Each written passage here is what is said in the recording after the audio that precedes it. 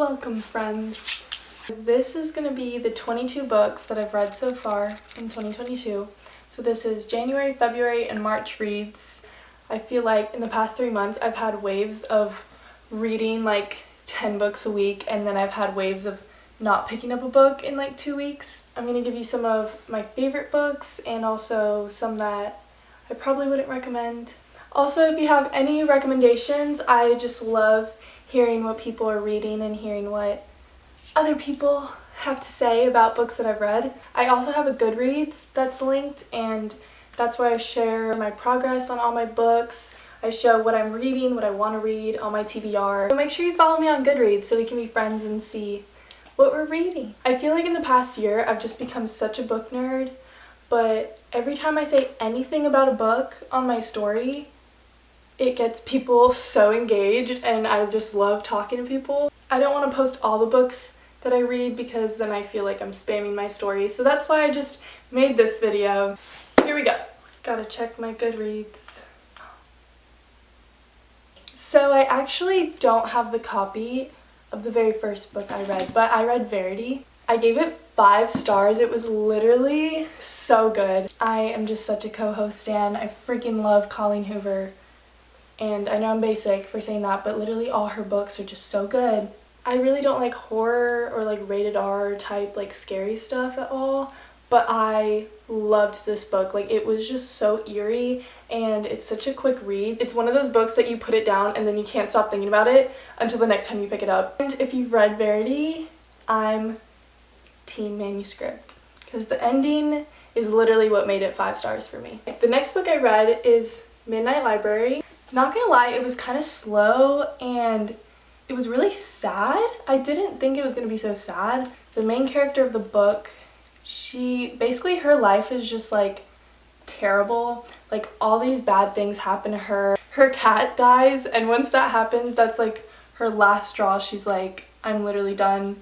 Life is terrible. She ends up in this library, and every book in the library is a life that she could live, or like a possibility if she made different choices in her life. It ended so amazing. It literally turned into a self-help book, which I was not expecting. I thought it was just the story, this fiction story I was following, and it really made me introspect into my own life. There's a line in here and it says, like, we mourn the lives that we never lived. Matt Haig's writing, I literally want to read more of his books just because the writing was really deep. Highly, highly recommend. Next book, Normal People. It's literally one of the most popular books, I swear, and it is the most polarizing book I've ever seen. My favorite YouTuber, Steph Borer, this is her all-time favorite book, 5 stars. She annotates it, she's reread it, and I absolutely hated it. I gave this 1 star because I couldn't give it 0. I don't think it's ever taken me so much brain power to finish a book. It was just so slow. There's no plot. There's no point. And there are so many people who are so obsessed with this book, and I just don't understand it. Just because I'm so confused on the polarizing views of this, I'm in the middle of watching the Hulu show because I think maybe I'll understand something that I didn't get while reading the book. I will say the Hulu show is exactly like the book. The show is literally what I was picturing while I was reading the book. If you've read it and you love it, please explain it to me because I just don't understand. This is how I knew. I literally flipped a page and that was the end of the book. I thought it was the end of a chapter. I didn't get any resolve. Hated it. Sorry. November 9th. If you haven't read this, you have to. You literally have to. I was in North Carolina when I read this, and I was really busy, so I kept having to put it down, or else I think I would have just read it in one sitting. I mean, that's literally what Colleen Hoover does. It's just a masterpiece. It's so good. And if you've read Ugly Love, it like combines both books for a second in November 9th. I was about to scream when I saw that in here. It was just so good.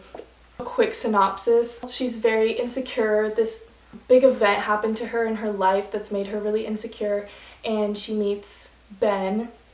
They literally met because he was like protecting her, and defending her, and it was just so sweet. You just have to read it. Like, I don't want to tell you anything, but basically they meet up every year on November 9th, and they do not talk at all, like, during the year until the next November 9th. And there's just some miscommunication, there's tragedy, there's grief, there's, like, long lost love. Like, it is just such a good book. 5 stars. Highly recommend it. You have to read it. Okay, the next 2 books, it's like a little duology, but it's The 5 People You Meet in Heaven and The Next Person You Meet in Heaven. I got these because Lexi Hidalgo recommended it. I also read Midnight Library because she mentioned it on her podcast. This is the first book, and it's super short. You could read it in like a couple hours. This is basically about this man, and this isn't spoiling it, but he dies at the place that he has worked at like pretty much his whole life. And while he dies, he goes through 5 different people that he meets when he's going to heaven, and it's very introspective. It's about like 5 people that he has either had a great impact in their life, they've had a big impact in his life. He kind of like looks back on his life and sees regrets, but also how everything kind of tied up together how it was supposed to. I gave it 3 stars just because, I don't know, I didn't really relate to a lot in it. And then the second one, I gave like 3.5 stars just because I related a little bit more because it was a younger girl who's going through it. It's about a character that was mentioned in the first book, and it's about her story. It was good. Next book I read, Heaven is for Real. At the time, I was just not in the mood for like fiction. It's about this little boy, Colton, and he was like 3 years old, about to be 4, and he just went through this really scary surgery. His dad's a pastor. I think it happened like a couple months after his surgery. He would start saying things about God and about being in heaven and about Jesus. This is kind of like not a book I want to rate. I mean, I guess like 5 stars. I don't know. I just recommend it. It was a good book. It was cute. Reminders of Him came out in January, and I pre-ordered it. I was so excited to read this, and it did not disappoint literally at all.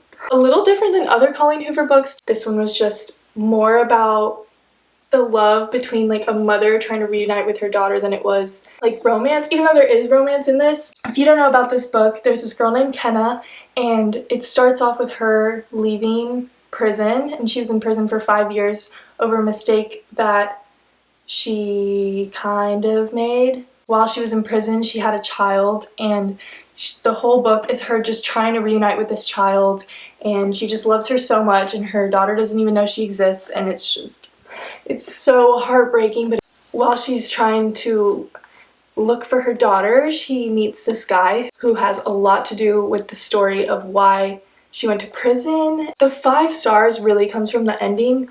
It wrapped up so beautifully. There was no questions at the end. It just was the greatest ending. Probably one of my favorite Colleen Hoover endings. I love this book. Okay, we switched gears a little bit. Then I read Inheritance Games and Hawthorne Legacy, and both of these are like mystery type action books, and I've been hearing a lot about them because The Final Gambit's gonna come out this year, which I definitely want to read. They say that these books kind of have the same vibe as Knives Out, the movie, and I could totally see that. It's about this girl, Avery, and she lives a pretty poor life, and she all of a sudden gets called to an estate. At the estate, they're reading a will for this multi-billionaire, and she's left a lot of his inheritance, and she doesn't know why. No one knows why. The family of the billionaire is trying to come after her, and there's just drama. There's a little love triangle that happens. There's a lot of like secrets that you're trying to figure out. I did give this book 4 stars. I loved the first book better than the second book. This one I kind of gave 3 because I was just starting to hate on Avery. I just was not liking her. I will say the second book is a lot more action-packed, but literally she was trying to figure out the mystery, and she would keep telling everyone like all the clues, and I was like, literally, Avery, shut up, like stop telling people. So anyway, she was just annoying me, so that's why I gave this one 3 stars, but I still want to read The Final Gambit, and I'm really excited for that one to come out. Okay, we went back to Colleen Hoover. I read Confess. Broke my heart in pieces. It's such a good story. All of Colleen Hoover's books are just like I don't even think they could be made into movies just because of how complex like the emotions that are portrayed in the books and like the character development is just so good. Like I don't even think all the details of this book and her stories can be translated in a movie. I will say I just related so hard to this book. She was so hurt at times just because he wanted to protect her and he wanted to save her and he believed that she deserved better. When you finish reading the book, you look at the cover and you're like, oh my gosh, that makes sense. So 5 stars, loved it. Okay, next one.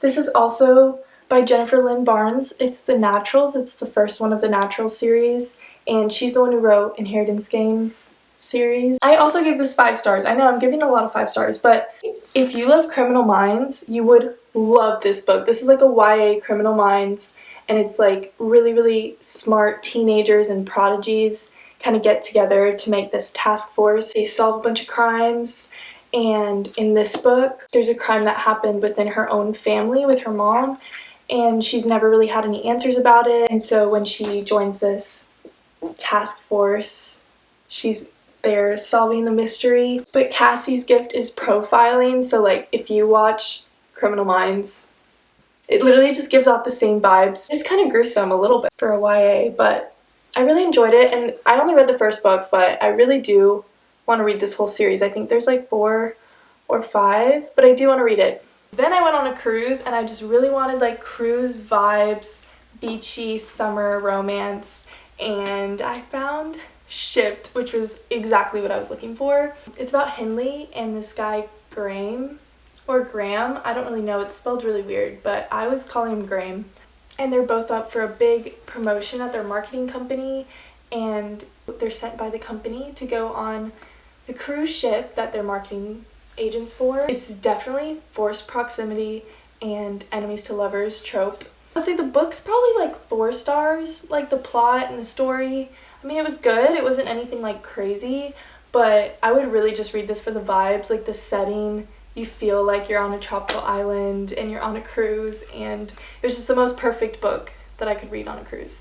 Now, also switching it up, I read Chosen for Christ. I bought it used, and it had like highlights and annotations already in it, which I kind of liked that because I felt like I was reading the book and also the person who read it before me, so that was kind of cool. It's kind of about just living the life that you're chosen for as a disciple. Some of the wording and like the diction in this book, I don't think this was her intention. It kind of sounded like she was saying that God doesn't choose everyone, but I don't really agree with that. I think he loves everyone, whether they've sinned their entire life and never got to know him. He loves them just as much as the person who he chose to live a life completely for him. I did learn a lot of lessons in this book. I just wouldn't really recommend it just because I think there's a lot better books out there to describe what she was trying to portray. Like, there were times where I was reading this and I was like, I don't think that is really in accordance with the gospel. I'm telling you right now, if you're going through a hard time, you have to read Lisa TerKeurst, because some days it's really hard to open up your Bible, but the truth that she shares in here is it's just going to lead you back to Christ every single time. And it's not supposed to be this way. I've also read Uninvited, which is amazing. When I was trying to tell people about this book, I would say, like, she told me that she went through this, and I was like, oh my gosh, she's literally not my friend. I just read her book, but she really just makes it feel like she is down in the dirt, like in the trenches with you. What I absolutely love about this book is like she started writing this book when she was going through a really hard time, and you can tell she kind of like has doubts, and she's just so human, but she's really trusting in God's plan. And at the end of the book, she kind of describes like how hard of the time it was while she was writing it, and kind of where she is now, and like how far she's come since she started writing the book. And I just highly, highly recommend it if you need help with like trusting God's plan and like not seeing the light at the end of the tunnel. this is the book you have to read 100%. Then I got a Kindle. So this is my Kindle. So I was traveling to Europe and I didn't want to bring like a million books. So I got myself a Kindle. It's just really on the go, super portable. I have all my books on here. I also have Kindle Unlimited. Like, I did not think I was going to like a Kindle because I do love paperbacks, but I really like it. On my Kindle, I read It Happened One Summer. I just love this book. Probably the spiciest book I've ever read. Piper is this rich LA girl and she kind of gets into a lot of trouble throwing a party in LA, and her stepdad tells her she has to go back to this little town where I think she was born there. Her dad passed away. Her dad's legacy is all over this town, and her dad owned this really little bar, and so she has to go there and renovate it and kind of start it back up. And while she's there, she meets Brendan, who is like super grumpy and mean, and he thinks she does not belong. So it's like super grumpy sunshine, enemies to lovers. It's really good, but it gets really spicy, and that's all I'm gonna say. I gave it like a 4.5 stars just because sometimes the main character, Piper, would literally annoy me. Her attitude, she'd just be a little brat, and it really annoyed me. But I do really want to read Hook, Line, and Sinker because that just came out, and that's Tessa Bailey's, what's it called when it's like not a sequel but it's about characters in the first book. The next book I read on my Kindle was Death on the Nile, which is Agatha Christie. It's like one of her classic novels. I really wanted to read it because the movie comes out, I think on Hulu or HBO today, so I really want to watch it. I really enjoyed it because it was just super mysterious. You're really trying to figure out what happens like the entire time, and then like more people keep dying, and there's just a lot of action, and there's secrets, and then why people are protecting certain other people. It was kind of slow, like leading up to the whole murder investigation. Then I could not stop flipping the pages. Like, I was just so invested. I gave it 4 stars. It was really good, and I can't wait to watch the movie. The next book, One True Loves. When I tell you, I have never sobbed. Like, sometimes I read a book and it makes me really emotional. I'm like, oh my gosh, I'm crying, but like, you know.